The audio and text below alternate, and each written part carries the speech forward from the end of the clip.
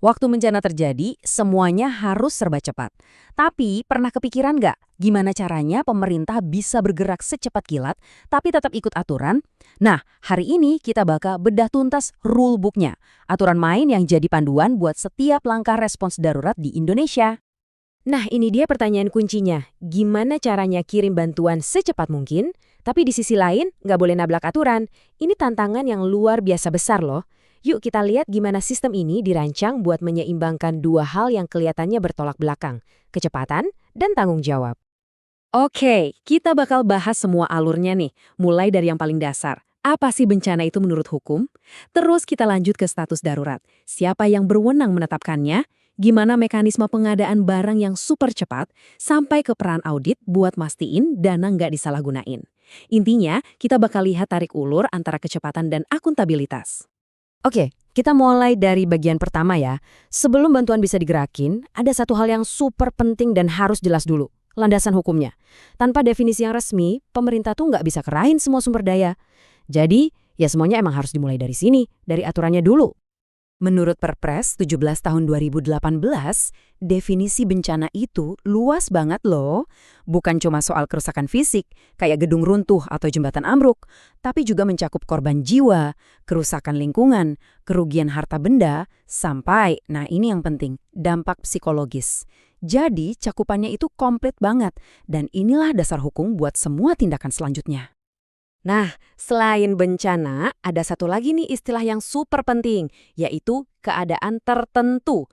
Coba deh perhatikan, ini tuh semacam celah hukum yang positif. Jadi, pemerintah bisa ambil tindakan cepat bahkan sebelum status darurat resmi ditetapkan atau sesudahnya kalau masih diperlukan. Tujuannya apa? Ya buat mitigasi, buat mencegah situasinya jadi makin parah. Keren kan? Biar lebih gampang bedainnya, gini bencana itu ya kejadiannya itu sendiri. Banjirnya, gempanya, longsornya. Nah, kalau keadaan tertentu, itu adalah status hukumnya. Semacam lampu kuning yang ngasih izin pemerintah buat gerak cepat secara proaktif. Jadi, bencana itu eventnya, keadaan tertentu itu statusnya. Jelas ya bedanya? Oke, kita udah paham definisinya. Tapi, sekedar mendefinisikan situasi itu belum cukup buat mengerahkan seluruh kekuatan negara. Ada satu langkah lagi yang sangat-sangat krusial. Langkah inilah yang jadi kunci buat membuka semua sumber daya yang dibutuhkan. Dan kuncinya adalah penetapan status keadaan darurat bencana.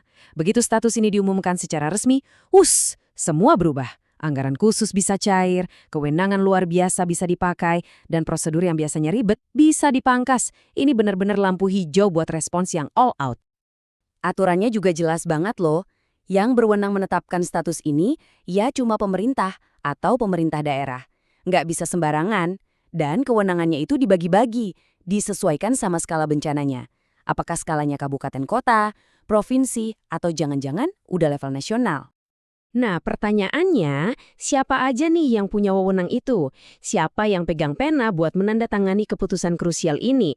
Peraturannya udah ngatur hierarkinya dengan sangat rapih. Ini dia rantai komandonya. Kalau bencananya udah skala nasional, yang menetapkan adalah presiden. Kalau lingkupnya satu provinsi, itu jadi wewenang gubernur. Dan kalau bencananya lebih lokal di satu kabupaten atau kota, ya yang ngambil keputusan bupati atau wali kota. Jelas ya strukturnya berjenjang? Oke, status darurat sudah ditetapkan. Sekarang, saatnya berpacu dengan waktu buat mendatangkan semua kebutuhan. Dan disinilah bagian paling menariknya, aturan pengadaan barang dan jasa langsung berubah total, beda banget sama kondisi normal. Coba lihat kalimat ini. Ini powerful banget. Pejabat pembuat komitmen, atau yang biasa kita sebut PPK, ini orang yang bertanggung jawab sama anggaran ya, itu bisa langsung menunjuk penyedia terdekat.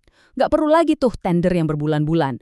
Cukup tunjuk langsung siapa yang dianggap mampu. Tujuannya cuma satu, kecepatan. Bantuan harus sampai secepat mungkin.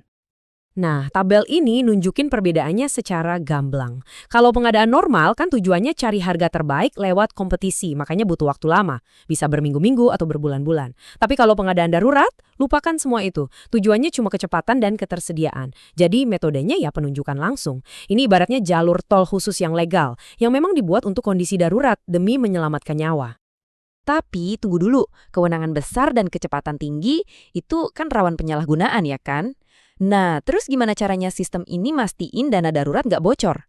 Disinilah peran pengawas internal jadi super penting.